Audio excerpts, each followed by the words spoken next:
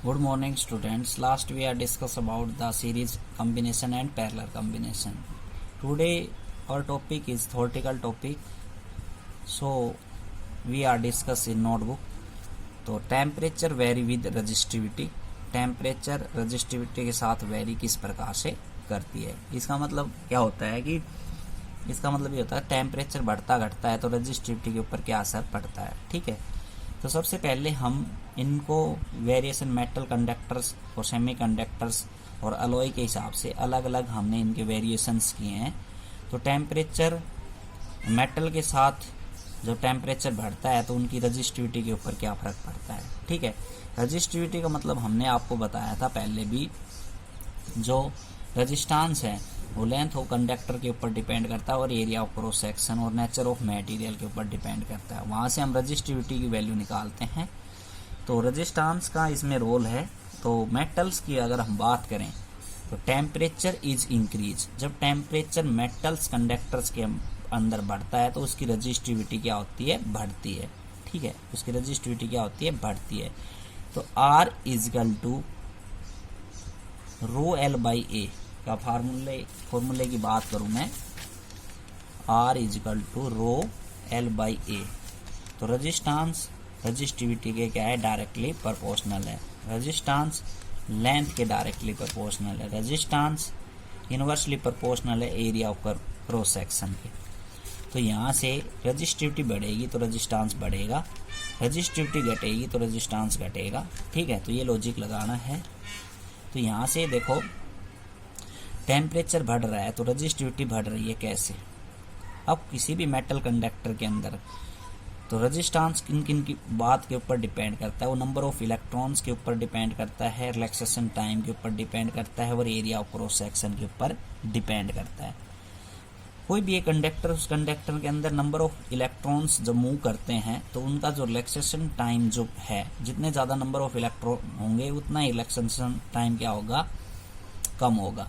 और relaxation time जो है कम होगा तो रजिस्टेंस की वैल्यू बढ़ेगी, और रजिस्टेंस की वैल्यू बढ़ेगी तो रजिस्टिविटी की वैल्यू भी बढ़ेगी, और रजिस्टिविटी की वैल्यू जो बढ़ेगी तो मेटल कंडक्टर के अंदर टेम्परेचर बढ़ेगा तो रजिस्टिविटी बढ़ेगी। इसका मतलब ये हुआ कि अगर किसी भी मेटल कंडक्टर के अंदर नंबर ऑफ इलेक्ट्रॉन्स बढ़ते हैं तो उसका जो टेम्परेचर है वो बढ़ता है, और टेम्परेचर वो किन के ऊपर डिपेंड हुआ, नंबर ऑफ इलेक्ट्रॉन्स के ऊपर डिपेंड हुआ और रिलैक्सेशन टाइम के ऊपर डिपेंड हुआ।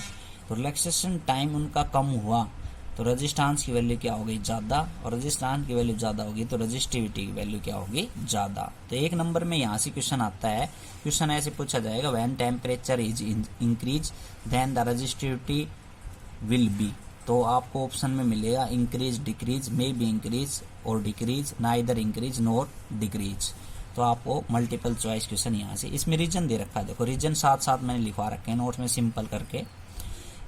इफ टेम्परेचर इंक्रीज, टेम्परेचर बढ़ेगा, thermal velocity of electron is increase, मतलब कि टेम्परेचर बढ़ेगा तो electron, number of electron conductors के अंदर होते हैं तो उनकी वेलोसिटी बढ़ेगी टेम्परेचर बढ़ने के साथ।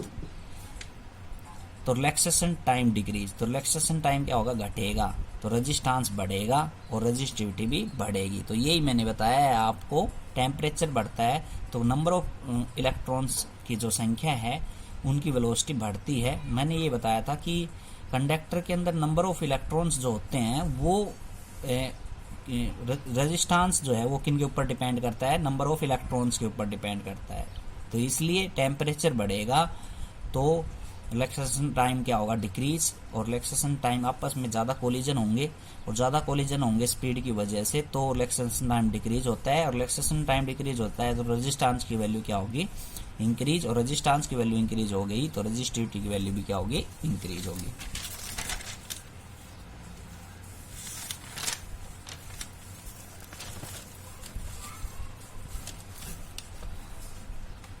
यहाँ से एक वैल्यू निकाल रखी है अल्फा की, कोफिशिएंट ऑफ रेजिस्टेंस की, इस फॉर्मूले से। तो वो देखें, ये एग्जाम पॉइंट्स इतना इंपॉर्टेंट नहीं, फिर भी पढ़ लेते हैं। लेट ओरिजिनल रेजिस्टेंस हमने मान लिया आर नॉट किसी भी कंडक्टर के अंदर। व्हेन एनी सैंपल, कोई भी एक सैंपल लेते हैं तो we increase the temperature 1 degree celsius, अगर हम टेम्परेचर 1 डिग्री सेल्सियस बढ़ा दे then new resistance is R. तो पहले कितना था, आर नोट था, अब कितना हो गया रेजिस्टेंस आर। कब, जब कोई भी एक सैंपल के अंदर टेम्परेचर बढ़ा देते हैं तब। अल्फा मान लेते हैं थर्मल कोफिशिएंट रेजिस्टेंस की, तो उसके अंदर जो अल्फा की वैल्यू आती है वो क्या आती है, R minus R naught upon में आर नोट इंटू में डेल टी। इसका मतलब क्या हुआ, आर माइनस आर नोट, पहले जो रेजिस्टेंस था आर नोट, अब क्या है आर, तो आर में से आर नोट माइनस कर दे, इसका मतलब चेंज इन रेजिस्टेंस, रेजिस्टेंस में चेंजमेंट आ गया। आर नोट का मतलब ओरिजिनल रेजिस्टेंस इंटू में इंक्रीजिंग इन टेम्परेचर, मतलब कि यहाँ पे थर्मल कोफिशिएंट ऑफ रेजिस्टेंस को डिफाइन कर रखा है। तो thermal coefficient of resistance is defined as the change in resistance upon में original resistance and to increase when increase in temperature. ठीक है, उसके बाद आते हैं अलॉय की बात करें। हमने मेटल कंडक्टर्स की बात कर ली, रेजिस्टिविटी के साथ मेटल कंडक्टर किस प्रकार से बिहेव करते हैं। Alloy in case of value of alpha is very small, अगर यहाँ पे अल्फा की वैल्यू एकदम स्मॉल हो, that do not change hence resistivity also does not change. Alloy के केस के अंदर अल्फा की वैल्यू के ऊपर डिपेंड करता है रेजिस्टिविटी। तो अल्फा की वैल्यू अगर स्मॉल होगी, एकदम स्मॉल होगी, तो वो ना के बराबर काम करेगी, उसका रेजिस्टेंस के अंदर कोई चेंजमेंट नहीं आएगा, और चेंजमेंट नहीं आएगा तो रेजिस्टिविटी के अंदर भी कोई चेंजमेंट नहीं आएगा। फॉर एग्जांपल जैसे निक्रोम है, निक्रोम एक अलॉय का नाम है, तो वो किससे मिलके बनता है, निकल प्लस क्रोमियम के मिलके बनता है, कॉन्स्टेंट है। इस प्रकार के एग्जाम्पल्स हैं ये अलॉय के। अब बात करते हैं सेमीकंडक्टर केस में।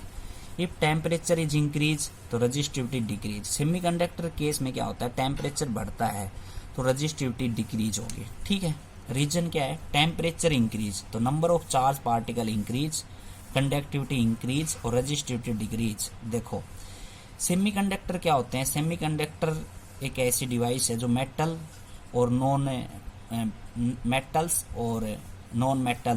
का बिहेव करते हैं, उसको हम क्या कहते हैं, सेमीकंडक्टर्स। उनकी कंडक्टिविटी लाई करती है जो कंडक्टर्स और इंसुलेटर्स के बीच के अंदर, उसको हम क्या कहते हैं, semiconductor.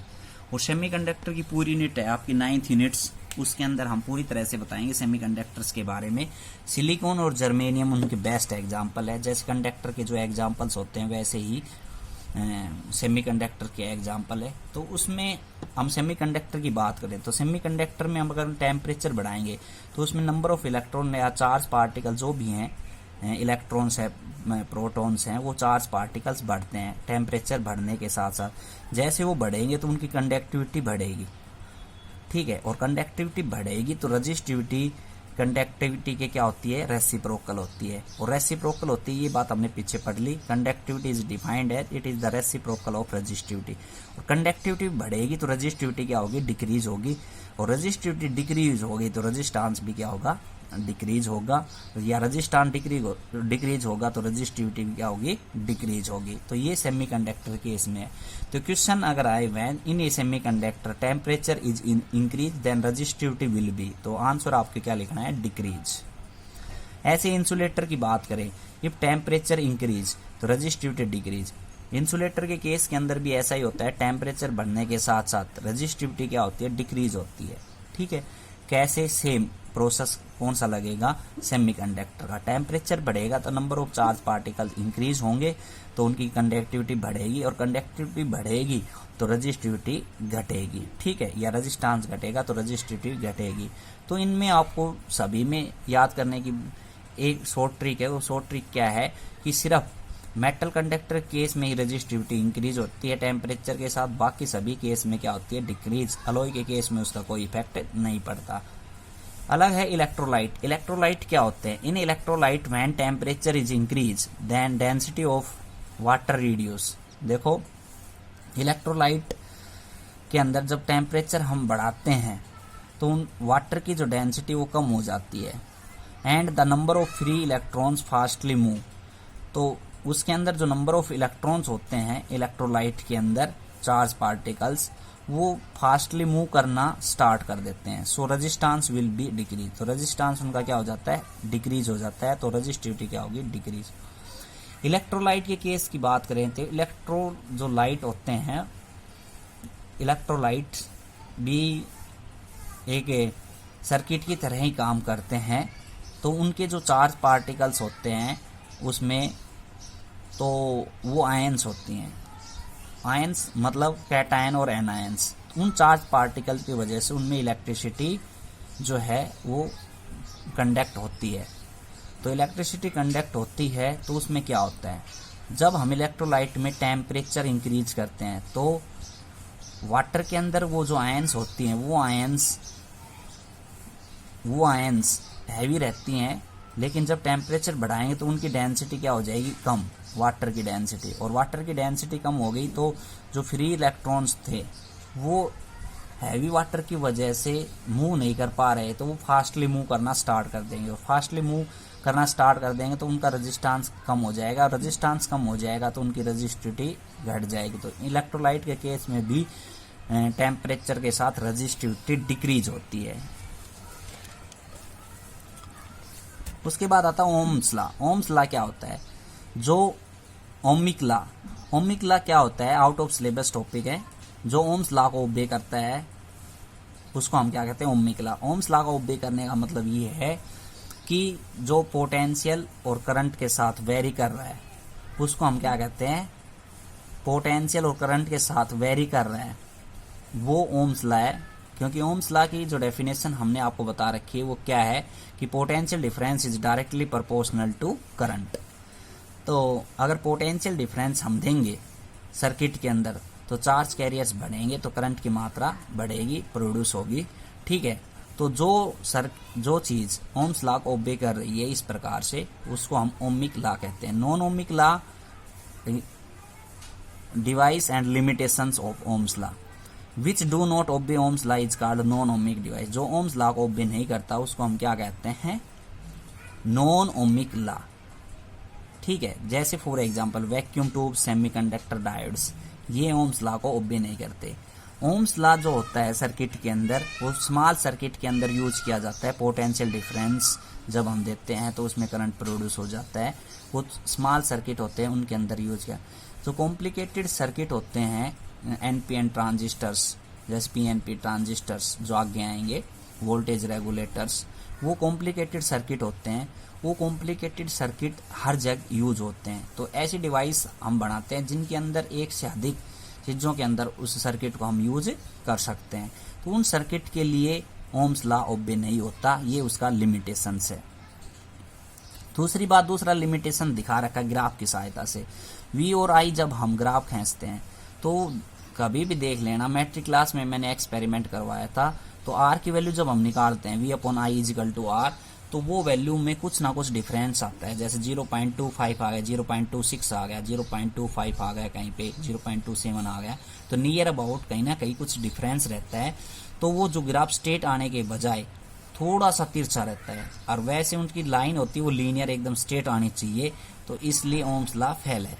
Secondly, the value of V and I is not unique. V और आई की वैल्यू एक जैसी नहीं रहती, वो इस प्रकार से रहती है। तो ये यहाँ पे भी ओम्स लॉ क्या है, फेल है। तो आज के लिए इतना ही, थैंक यू।